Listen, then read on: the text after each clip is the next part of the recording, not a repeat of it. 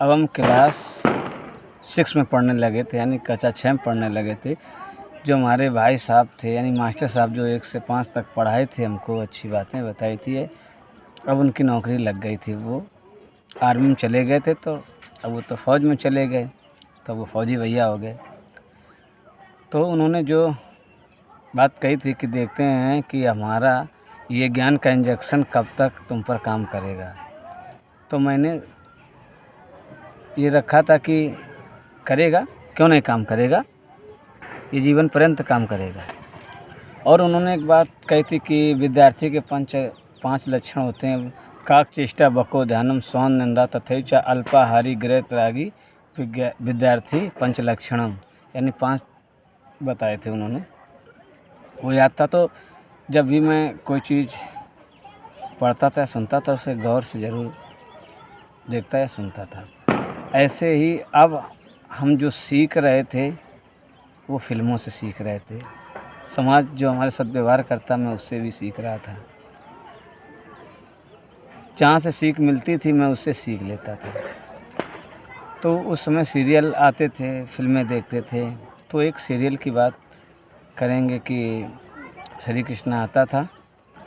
उसमें जब कृष्ण राधा को छोड़ के जाते हैं तो राधा कहती हैं कि जाओ, तुम अपने कर्तव्य का पालन करना है, यानी समाज कल्याण करना है। मुझे बस यही समझ में आया था कि प्यार ऐसा ही होना चाहिए, जो बांधे ना, जो कर्तव्य के मार्ग पर रुकावट ना आए। ये हमने महसूस किया था। तो उस समय कुछ ज़्यादा समझ में थोड़ी आता था, बस जो था वो इकट्ठा कर रहे थे दिमाग में। और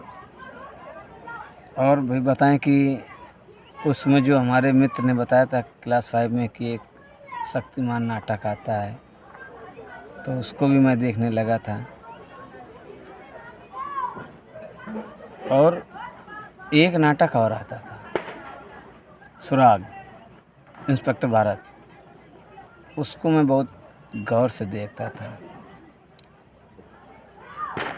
उसकी एक्टिंग भी अच्छी लगती थी, खोजने की स्टाइल भी अच्छी लगती थी, हर बातें जो करते थे वो अच्छी लगती थी। तो मैं उससे सीखता था। मेरी आदत बन गई थी, क्यों, कब, कैसे, कहाँ, मतलब हर चीज़ में दिमाग लगाने की। उस समय उस नाटक में जब उसका अंत होता था तो जो इंस्पेक्टर भारत थे वो कुछ ना कुछ कोटेशन बोलते ज़रूर थे कि ये रियल लाइफ है, रियल लाइफ नहीं, रियल लाइफ में ऐसा होता है, रियल लाइफ में सब कुछ होता है, पर रियल लाइफ में ऐसा होता है। और उन्होंने एक बात, मैं हर उनके एपिसोड जो देखने को मिलते थे वो देखता था, वो चीज़ें सब याद हो जाती थी। उन्होंने एक बार कहा था कि वो जो उनके श्रीवास्तव, जो उनके सहायक थे, तो उनसे एक बार केस सॉल्व किया और उनको भी नहीं बताया। तो इंस्पेक्टर भारत ने श्रीवास्तव से कहा कि, तो जैसे ही कहा तो श्रीवास्तव तुरंत बोले कि सर आपने हमको नहीं बताया। तब उन्होंने ऐसे कहा कि बंद मुट्ठी लाख की और खोल दो तो खाक की। उससे भी मैंने सीखा कि यानी अपने कुछ बातें राज उनको रोक लेना चाहिए, नहीं तो खेल बिगड़ जाता है जब लग उस कंप्लीट ना हो जाए। तो ऐसे ही जो कोटेशन बोलते थे वो हम सुनते थे। और फिल्में भी से, मतलब जो फिल्म थी मैं बहुत गौर से देखता था। मैं उन्हें इतनी गौर से देखता था कि बिल्कुल खो जाता था। पढ़ता था तो खो जाता था, फिल्में देखता तो खेलना, तो जंगल जाना, बकरियां चराना, ये क्योंकि मौज में जाते थे, बकरी चराने जाते थे, घूमने को मिलता था जंगल में। तो हर जगह से सीखते थे। और फिल्मों से भी मैंने बहुत सीखा। वही जो सीखा वो धीरे धीरे हम आपको बताएंगे। ये समझो उस समय की आदत हमारी खोज करने की हो गई थी। धीरे धीरे बहुत से प्रश्न बनने लगे थे हमारे दिमाग में, उसकी खोज करना चाहते थे। एक खोज ईश्वर की भी थी कि भगवान कहाँ है, इन्हें भी पाना है, ढूंढना है। और पढ़ने का तो बहुत शौक, जुनून चढ़ ही गया था। ये जानना वो जानना, मतलब कुछ बाकी नहीं रखना जो मुझे पता ना हो, सब जान जाऊँ, ऐसी आदत हो गई थी। जहाँ से मिलता सीख लेता। और फिल्मों से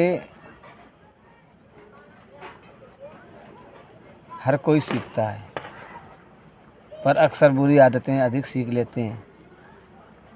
पर मैं हर बात सीख लेता था और जिसमें जो अच्छी चीज़ें होती थी उसका उपयोग करता था, और जो जो मुझे लगता था ये नहीं सही उसको मैं शांत कर लेता था। उसी समय एक बात हमें और समझ में आ गई थी कि मेरा नाम हीरो का है,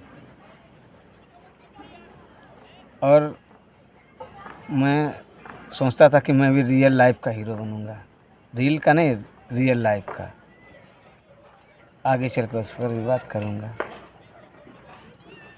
तो ऐसे ही सीखता रहा और धीरे धीरे हम आपके सामने अपनी बात पेश करते रहेंगे।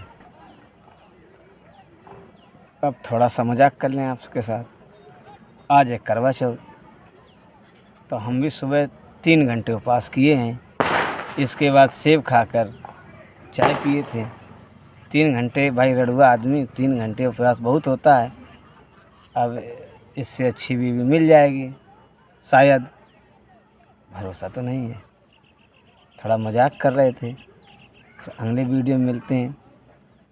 अपने आगे की कहानी देखो, कहाँ तक हम सही रह पाते हैं, क्या कर पाते हैं। ऐसा ये मतलब बिल्कुल नहीं कि मैं अपनी निगेटिव बातें छुपा लूँगा, कि अपनी कोई व्यक्ति वो बातें नहीं बताता जिसमें वो गलत होता है। हमेशा प्रयास किया कि गलत ना हो, तब मैं अपनी स्वतंत्रता थोड़ी दांव पे लगा दूँगा। बस इस चीज़ का तो हमेशा मैं ध्यान रखता हूँ, क्योंकि मुझे शुरू से स्वतंत्र रहने की आदत डाली गई थी। वही मेरी अभी भी है। मिलते हैं अगले वीडियो में। हैप्पी करवा चौथ। बाय, धन्यवाद।